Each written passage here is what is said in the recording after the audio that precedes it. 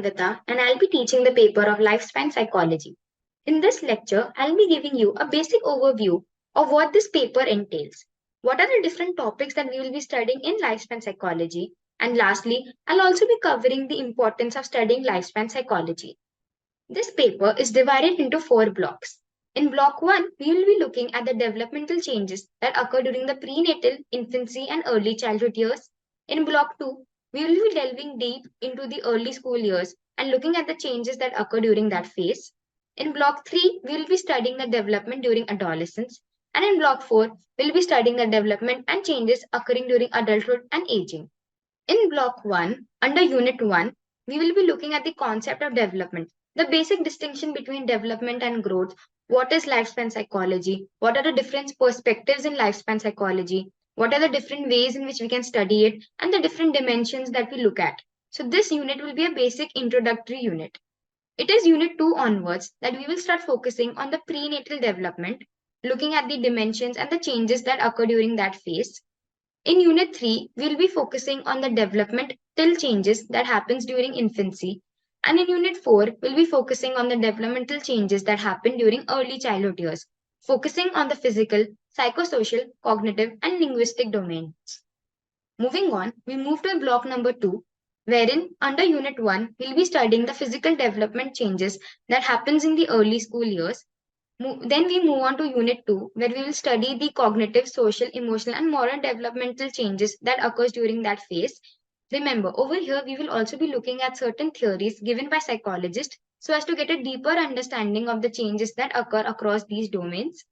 In Unit 3, we'll be looking at the academic aspect, wherein schooling and developmental changes will be studied for early school years.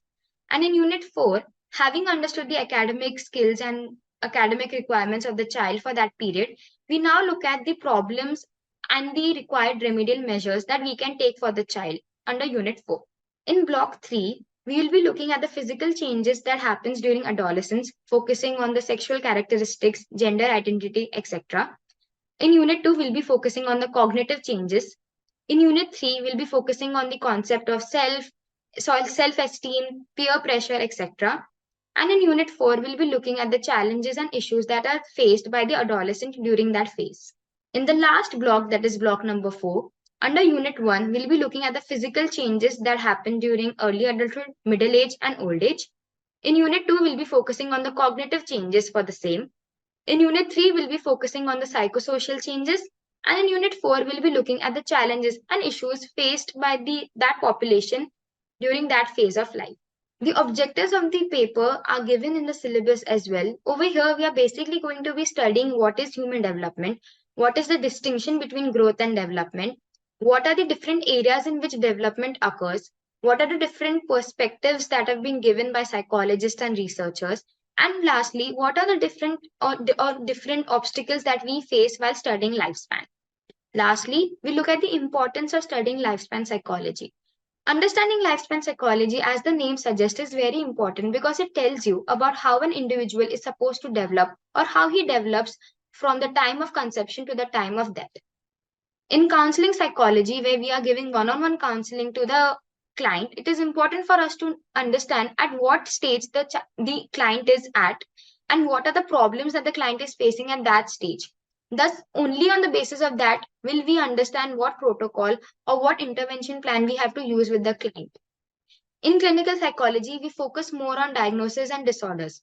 Only when you understand what the normal development is supposed to look like, will you know when it is an abnormal development and when certain milestones are being missed, and accordingly do tests to understand and give diagnosis. In industrial psychology, when you have to work as an HR for a company, at the end of the day, all the employees come down to being basic human beings with basic emotions. Thus, it is important for us to understand what are the characteristic needs or requirements of an individual at every stage in life.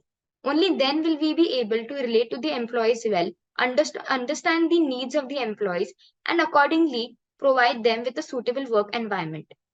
Lastly, if you are interested in occupational therapy, speech therapy, behavior therapy, these are some therapies which we use with special needs children. So as block 2 talks about children in the early school years, only when you understand what the academic requirements are for that age, Will you be able to understand when a child is not meeting those academic requirements, when a child is maybe exhibiting learning difficulties?